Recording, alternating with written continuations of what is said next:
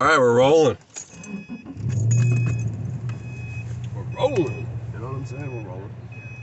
We're rolling. You know what I'm saying? We're rolling. We're rolling. You know what I'm saying? We're rolling. Ooh, right over the curb. Bro, big time. Big old curb too, and it sticks out. Let's go, baby. Let's run. Run down the road. Nice little dash camming for you going on right now.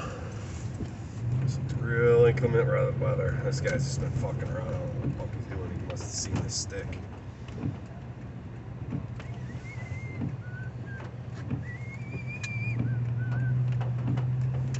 Alright, I gotta stop whistling. My caffeine, or my coffee had no caffeine in it, so I shouldn't be whistling. Etc., etc. Katie, you said calling this technology a bot is outdated. Why?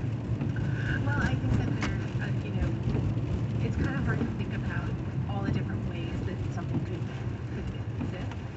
The bot that's kind of the old school way that we saw, especially around 2016 and stuff like that, where it's purely automated. Then there's a question of a lot of these are also have humans behind them and they're trying to pretend to be something they're not.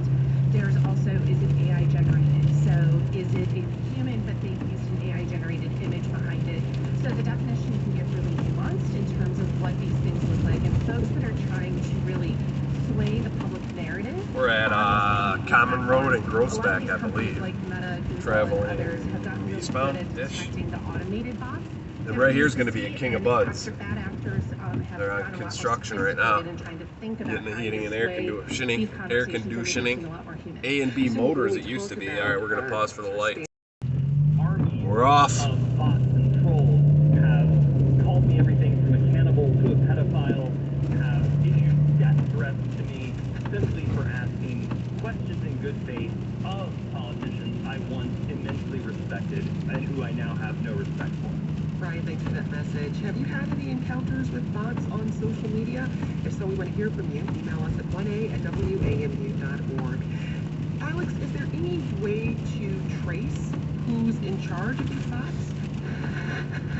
Yeah, I mean, I think the challenge is that it can be pretty whack-a-mole, and, so bad actors are constantly evolving their tactics to evade detection measures. This is a really simplistic example used for illustrative purposes, but let's say you detect a coordinated attack where bots are spamming a platform with text that reads, Donald Trump won the 2020 election. You can easily spin up an automated rule that flags all accounts posting that message, but then the bad actors will adjust their tactics. They'll use the letter O in place of a 0 in 2020 to evade detection.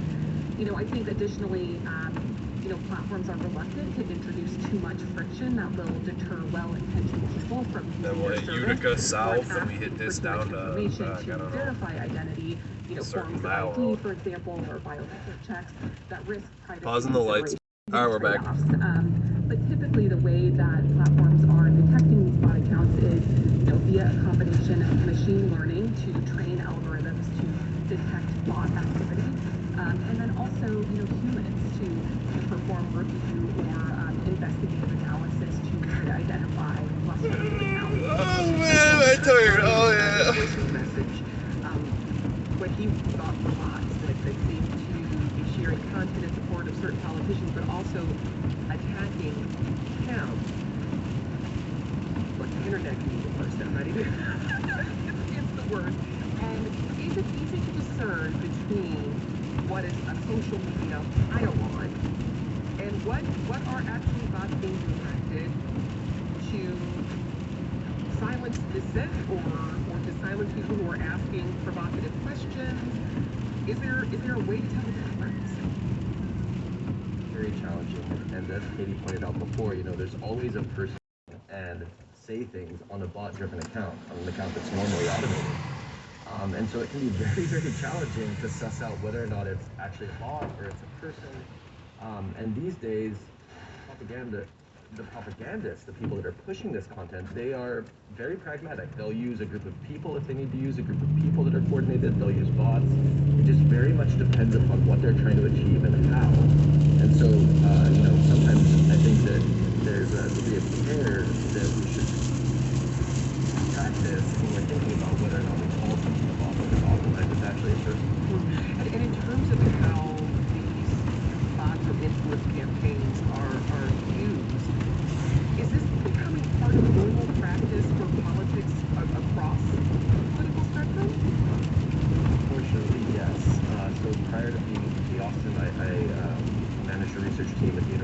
Oxford called the Computational Propaganda Research Team.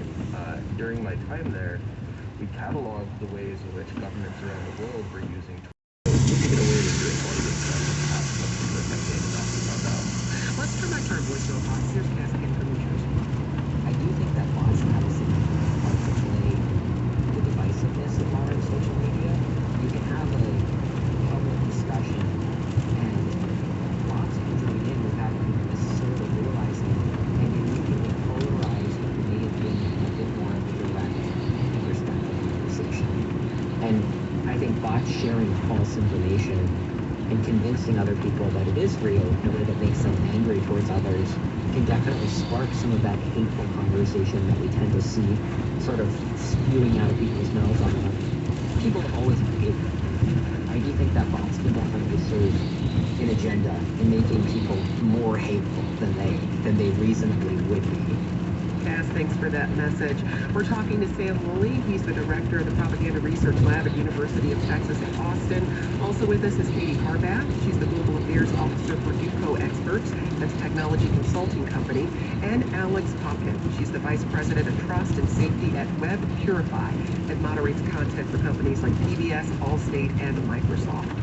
And calling all humans, we want you to add your voice to the conversation. If you've had an experience with a bot, or maybe you just notice the internet seems a little different these days, tell us about your experience.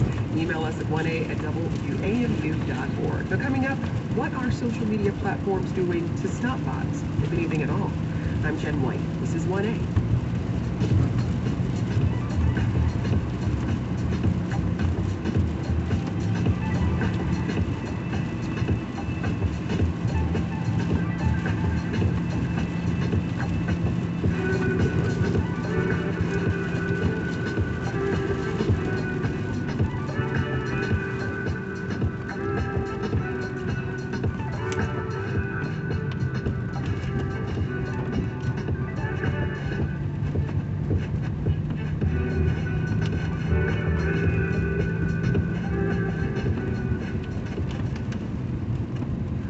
I assure you, I am not a bot.